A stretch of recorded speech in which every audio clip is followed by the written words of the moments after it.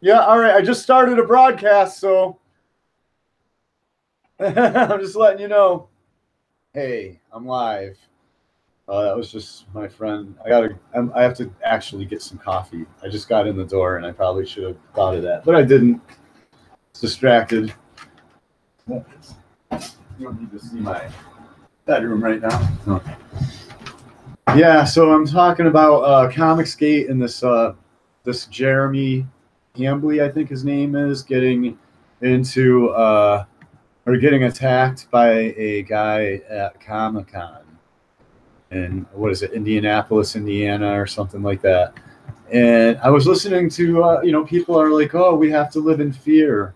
We have to live in fear of this, of SJWs attacking us. And once again, this is where this is a lot of what I talk about, and the people who have been in high places, both left and right in politics, have not done their jobs. Not just the Democrats. The Republicans haven't stopped the advances of Democrats to break up families in America, and especially to get fathers now out of families. Um, now, this is why whole families should be going to conventions with fathers, not single moms bringing their sons to the, you know what I mean? This is why whole families should be together doing everything with the father. The father is, okay, here's my point. And if you can't get this, then I don't know. Maybe you should go live in the Soviet Union. Statistically, the safest place for children and a woman to be is with the biological father. But somehow, one way or another, and we can say, well, that's because of this or that's because of that. It's like, I don't care what the reason is. Almost everything is done possible to keep biological fathers away from their children. So there must be a lot of lying going on in this country, and it's not the fathers. It's got to be the moms in the courts that are lying, and the politicians that are all doing the lying. Because one way or another, I don't care what anybody says, it is statistically safest for children to be with their biological father. And I have my sister, and I have sisters, and I know all these girls, women. They're like, oh, women can do everything. Women, we can do everything. No, you can't do everything. Nope, no, you can't, and neither can fathers alone, actually. But fathers traditionally are the protectors, and they use, just like with gun hysteria, they use the few cases here and there where a father did something bad to exempt, to slant the rules so that kids somehow, one way or another, you can tell them, we can argue about it all day, to go against the norm and get fathers and mothers away, and children and mothers away from the fathers. So however that's happening has to stop. Whoever's lying or not doing what's best for children and families needs to be stopped. And if the quote so-called pro-family people don't stop this, then yes, you're going to have to live in fear, because if you have a family with you, and also we also have the right to defend ourselves in America. And here's again, maybe we need armed fathers walking around at conventions. Maybe fathers need to be armed, and mothers too. You know what I mean? Yeah, people. This is what. No, we don't have to live in fear. Is what I want to say. Ethan, all you guys, Comicsgate. No, I'm not going to live in fear. I don't care if anybody's watching this. Eventually, somebody's going to watch it. Right now, I'm not going to live in fear, and I'm going to go. Man, maybe I should put a "Make America Great" hat on and purposely go to conventions, because so that I can, if some SJ, and just be consciously on the lookout for somebody who thinks they might want to cheap shot me, like Tommy Robinson, and just I mean, I'm telling you, they're gonna hit the wrong guy at one of these conventions. They're gonna hit some dude that's taken a ton of self-defense classes, and he's gonna smash they're gonna get knocked out, or something really bad's gonna happen to one of these SJWs. Is what's gonna happen. Check it out. You're seeing my inks on Nut Job for his new armor, basically. Isn't that tight? It is tight. Stands right out. I had a little issue down here, and this is kind of why, I usually resolve things, but I'd like to talk to some pros to see, like right here, I darkened all that out and then all that, and then I was like, man, it's not right. You know what I mean? So I had to eventually just basically use quite a bit of white out, but I figured it out. This is just a study, really. But yeah, it's looking pretty tight, man. Look at that. There's Nut Job's new armor.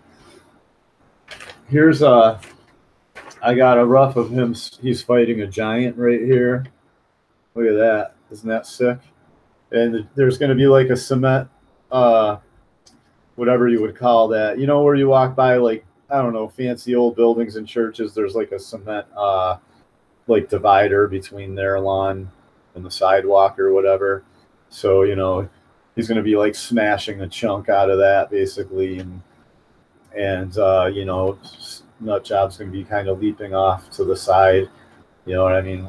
This giant is just, he's, trying to get away to a more defensive position so he can kill the thing or something. I don't know, whatever. And this giant is kind of, I'm actually more working it out right here now on this piece of paper. This was my original sketch, which I could still go through with. I could actually trace this. It's actually not bad, but yeah, man, I'm not going to live in fear. I'm not going to live in fear of being attacked by any SJWs. And I'm not saying I'm the toughest guy in the world either, but I'm more in fear of never seeing my kids. I went down to the courthouse today as a father. I'm about to do a podcast on my Men's Issues channel about court today, and how I found somebody who's going to represent me for free. Finally, they're like, man, I'm proud you finally. The same person representing me is like, man, I'm glad you finally chose to do this. And I'm thinking, like, how about you mean I finally found somebody that knows what they're doing, that's willing to not make me pay thousands and thousands of dollars for this. But anyway, yeah. But she was there with me. They tried to stonewall. They tried to cop a bit of an attitude and stonewall me. So all you people who think, oh, a guy can just go see his kids, they started to tell me, okay, well, you're going to have to serve her with a notice, and the girl that was with me was like, what do you mean? What do you mean he's got it? Well, they're like, what's her address? You got to know where she lives. And I'm all like they don't know. Like, if they needed me, they would know exactly where to find me. And if they couldn't, they would call my, they would look me up, call my parents, they would find me. You understand what I'm saying? And we talked about this after, when we left the courthouse, how if I didn't pay some support, they would be telling her, oh, you need to go find him and serve, where does he live? Oh, where does he live? We don't know. Where does he live? They wouldn't have done that to her. So she was with me when they tried to stonewall me, and it got heated for a minute. I'm going to talk about this. They're trying to keep fathers. All they want from the fathers is the money, because the courthouse makes a cut off the man's child support. So they're basically, the catch-all remedy is to just hand mothers children and make men pay for it. And even Mike Miller, who did Lone Star, was like, I was talking about how the system's basically rigged against men as far as custody and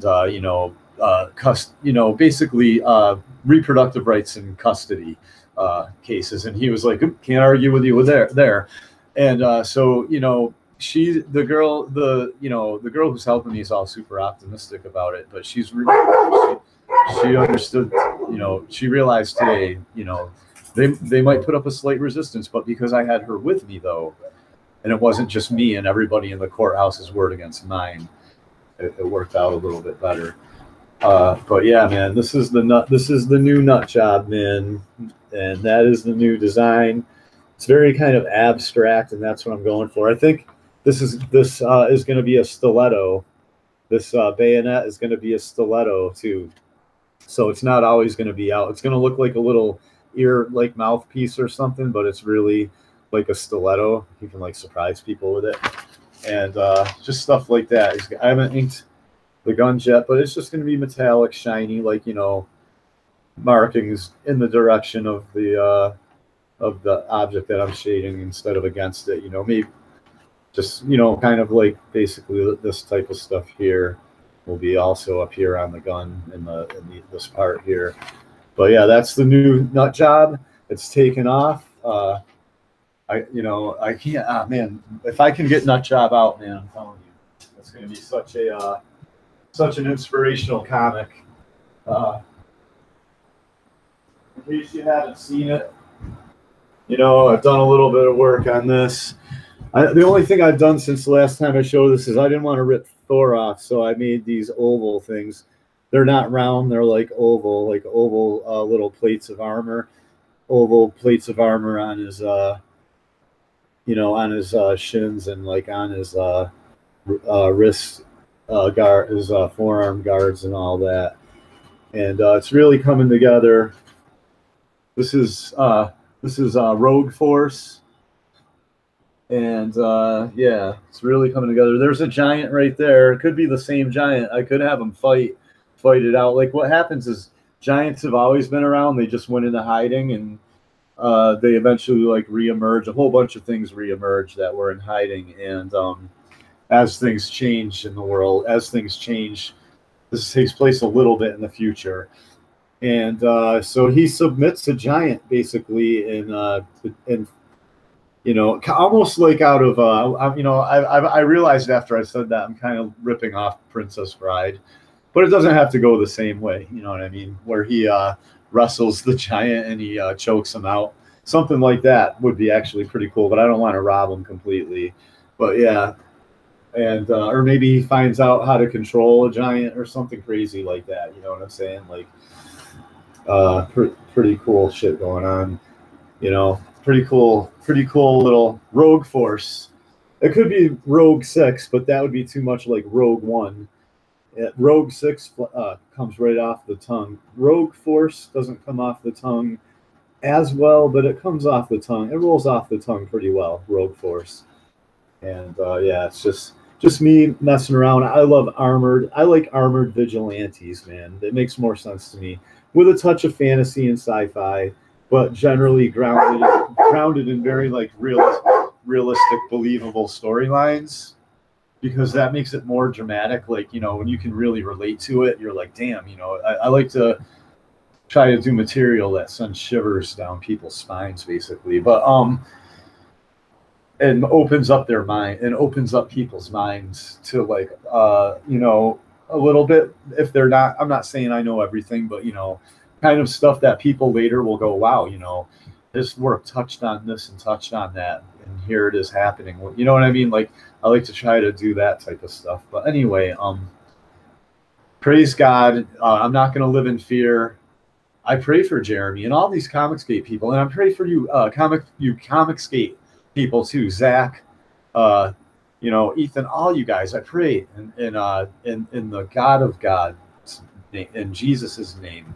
Yahusha is what his real name is, but yeah, in the living God, the God of gods, and I just pray for protection and angels and the Holy Spirit to just get in, and so that you to open up your minds to be able to make the right decisions. I mean, we've already established in this country all our rights to be able to defend ourselves. And in family, without family, you got nothing. We should be, families are like gangs. The whole family with the father and the uncles and the older brothers and everything should be showing up at these conventions together. It's a family event. It's not a broken family event. So anyway, Thanks for joining in. And if anybody has any questions, I will check the comments real quick. If anybody wants to ask me anything, other than that, man, I got a lot of stuff to do. It's today. I got to fill out paperwork. I'm going to court. Blacklist is on right now. I like Mike Miller. He's right up there with Ethan Van Sciver as far as art. Mike Miller and Ethan Van Sciver are the top artists in Comicsgate right now, period. Gary Shipman's really good too. Like, he has his little niche, but I'm just Mike Miller and Art Thibert might be better than he's right up there too, man. I guess it depends on whose style you like more, really, to tell you the truth. I mean, some people might even like Mike Miller more than Ethan. I mean, Comicsgate is starting to attract some killer artists, and that's cool, man. That's cool because that means more killer artists are going to be doing live portfolio reviews, live drawing, ink, comic book production live, and all that stuff. And that's what I like to get down to business, and that's the type of stuff that I'm looking for. Basically, online comic book university type stuff, for free right here on YouTube, so young men can grow up, and women and anybody can grow up and put out comic books, really, to compete in the free market and not keep it such a family secret. I'm going to keep blabbing my big mouth. I want to go check into Blacklist Universe and see what's going on there. So thanks for watching.